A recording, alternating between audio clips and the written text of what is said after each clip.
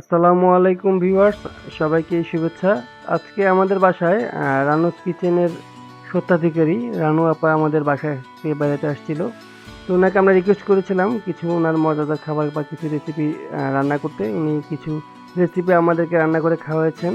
আমরা ধাপে ধাপে এগুলো দেখাবো। আপনারা লাস্ট পর্যন্ত ভিডিওটি দেখবেন, অবশ্যই ভিডিওটি আপনাদের কাছে ভালো লাগবে। আর সবচেয়ে বড় কথা হচ্ছে এই খাবার যেগুলো উনি রান্না করেছেন সবগুলো এখন চট্টগ্রামে খুব ঐতিহ্যবাহী খাবার। হ্যাঁ, সবাই লাস্ট পর্যন্ত ভিডিওটি দেখবেন।